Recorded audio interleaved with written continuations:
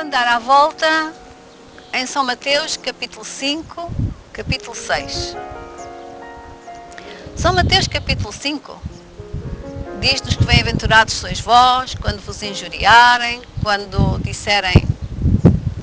mentirem, disserem coisas contra vós. Pela minha causa, diz Jesus.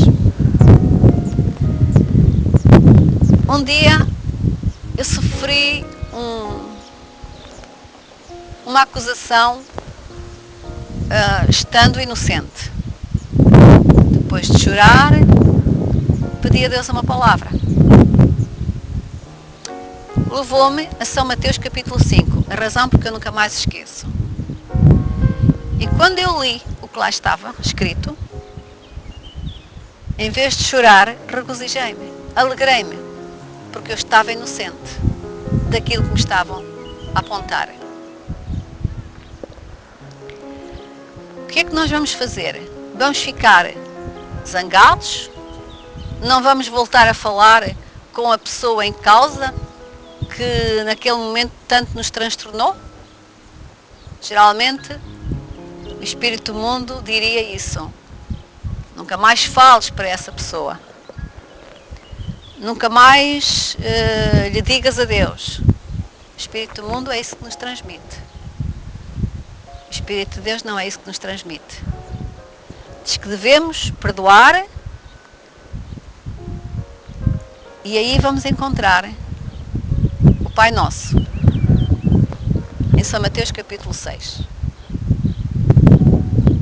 Depois do Pai Nosso, Jesus diz: e perdoai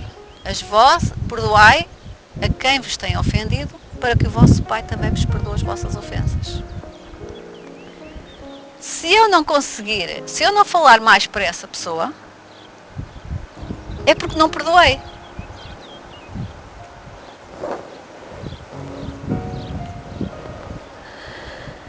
Se eu não falar mais, é sinal de que eu fiquei tão ofendida que nunca mais vou falar com aquela pessoa, não perdoei.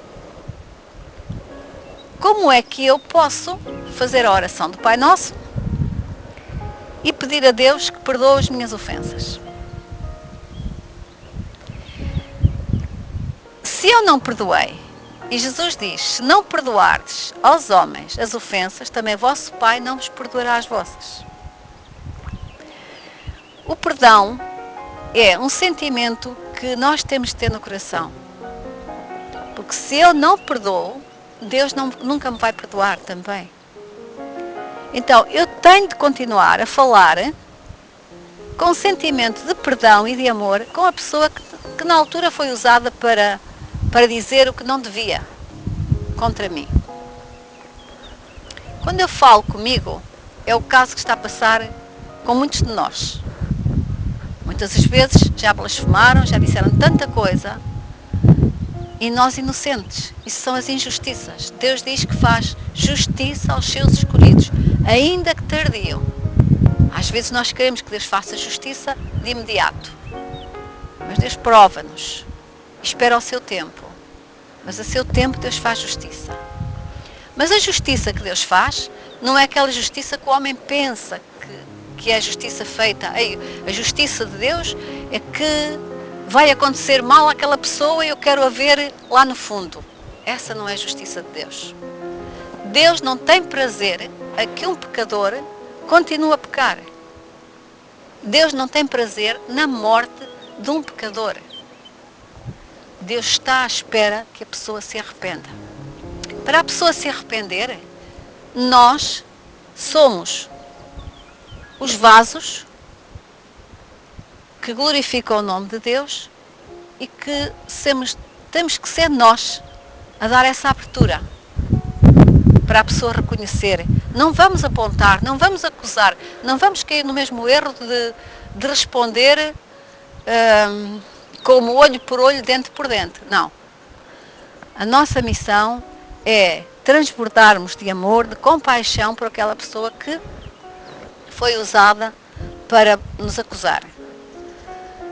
Porque são pessoas que são também sensíveis, são pessoas que andam revoltadas com tudo porque não conhecerem a verdade. Simplesmente isso. E o príncipe deste século procura, príncipe deste mundo, procura essas pessoas para fazer a obra dele. Ora vejamos. Vigiai, porque o diabo anda ao vosso derredor, como um leão a ver quem pode tragar. Nós vamos encontrar tudo isto no Novo Testamento, nos livros de Tiago. Se o diabo anda ao derredor, ele está à procura de atacar. E para atacar, ele tem que usar uma pessoa. Então, quando nós nos sentimos acusados ou apontados por alguém, vamos pensar, isto é obra maligna, não é a pessoa. Senhor, tem compaixão desta vida, que o teu Espírito a convença do erro, a fim dessa pessoa ser salva. Porque Deus não tem prazer na morte de um pecador. Um ímpio. E por falar em ímpio, ocorre-me agora que eu entrei em algumas denominações que chamam ímpios às pessoas que não estão a congregar na mesma denominação. Isso é um grande erro. Porque ímpio vem de impiedade. O contrário de impiedade é piedade, é amor. Quantas pessoas não conhecem a verdade, não congregam em nenhuma denominação e são pessoas que têm amor no coração. As denominações são precisas, são necessárias para recolher pessoas para ouvirem a palavra da verdade. Mas têm que ouvir a palavra da verdade de uma forma que possam compreender. Nós não podemos dizer aquele é um ímpio, aquele é um ímpio. Onde é que nós vimos a impiedade?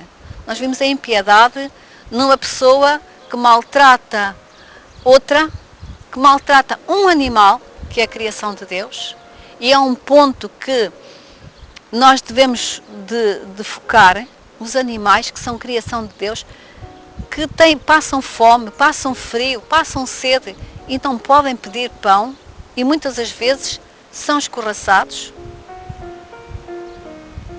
As verdadeiras denominações devem ensinar o amor ao semelhante, o amor ao próximo, o amor à criação de Deus. Porque a criação geme por causa do pecado do homem. Deve de ensinar e deve ser o primeiro a viver isso, a sentir. Porque o verdadeiro líder de uma denominação deve viver primeiro a palavra, deve saber viver a palavra, deve saber estar, posicionar-se diante de Deus para poder sentir aquilo que o mais fraco possa sentir. Tem que sentir amor. Não podemos ensinar o Evangelho sem o nosso sentimento estar correto aos olhos de Deus. Quando falamos do Evangelho, os primeiros a receber somos nós. E temos de estar corrigidos pela palavra. A palavra de Deus corrige-nos, ensina-nos e corrige-nos. E nós temos que ser submissos a Deus, submissos à palavra, deixar morrer o nosso ego para Cristo ser o centro da nossa vida. E assim nós possamos glorificar o nome de Deus. De outra forma, não adianta chamar por um Deus, porque não podemos usar o nome de Deus em vão, porque há o perigo de chamar o Deus e ao Deus deste século, o príncipe das trevas. Também é um Deus, mas é um Deus com D pequeno, e que só tem o poder que o Deus Criador lhe deu. Deus criou o bem e criou o mal. Nós submetemos-nos a Deus, resistimos ao diabo e ele fugirá de nós. É isso que está escrito. Como é que eu vou resistir ao inimigo? Sujeitando-me a Deus. Eu vou-me sujeitar, vou-me submeter. Senhor, é esta a tua vontade? Se é esta a tua vontade, eu vou permanecer assim até que tu queiras. Deus é que cria as situações. Não vamos passar à frente de Deus em nenhuma situação. A falta de perdão é o ponto principal para muitas enfermidades. Tive uma visão em que vi muitas pessoas deitadas nas camas de hospitais e tinham como um cinto a apertá-las, a amarrá-las às camas. E eu perguntava, Senhor, o que isto é? O Espírito do Senhor me falou, falta de perdão. Não conseguem perdoar e vão parar a um extremo. Ali ficam nos hospitais, nas camas, nas enfermidades. É um cinto espiritual, uma corrente que está ali a amarrar a pessoa. As correntes espirituais não se veem, elas sentem-se. Se nós as víssemos, nós livrávamos delas, com certeza, mas elas não se veem, a não ser que o Senhor nos mostre no seu Espírito. Vamos ficar muito atentas à falta de perdão. A falta de perdão e os corações. Ainda falando de hospitais, outra das visões foi em que as pessoas corriam para as urgências com os corações a sangrarem. E o Senhor dizia, os hospitais não podem curar essas feridas. Está na nossa mão a cura das feridas de cada coração. Estamos a aprender com Cristo. Vamos ser cuidadosos com as nossas palavras. Vamos ver que essa palavra, quando espeta, é como uma faca que espeta. Se agarrar numa faca e espetar no coração, o coração vai sangrar. Assim é uma palavra afiada, uma língua afiada. Nós temos que ter muito cuidado com a nossa língua. Isso é outro ponto, mas vamos focar um bocadinho a língua, que é um membro mais pequenino do corpo, que pode atear uma floresta, como um fósforo, nunca mais se consegue apagar. Eu hoje ouvi aqui algo sobre alguém, e eu não descanso enquanto não for transmitir já a outra pessoa. E a outra pessoa já vai transmitir a outra. E já não vai chegar da mesma forma. Quantas pessoas morrem, quantos inocentes morrem, simplesmente por causa do mais pequeno membro que temos no nosso corpo, a língua. Basta fazer uma acusação falsa para que aconteça uma morte. E Jesus diz, misericórdia quero e não sacrifícios.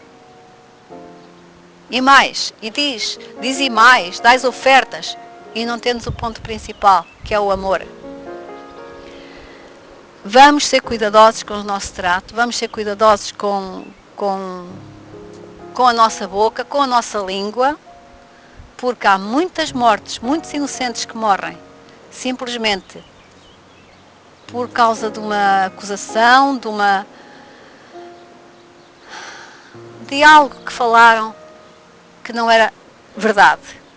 E ainda que fosse verdade, estamos aqui para ajudar. Se alguém cair no fosso, estamos aqui para ajudar a levantar. Não vamos enterrar mais. Como já se passou de uma senhora que orava nas denominações e de repente cai num serviço, daqueles serviços da noite, envolve-se em droga e Deus me mostrou para ir levantá-la. E ainda fui acusada por líderes, por alguns líderes, porque me viram com ela no café. Sim, eu trouxe-a para casa, foi liberta.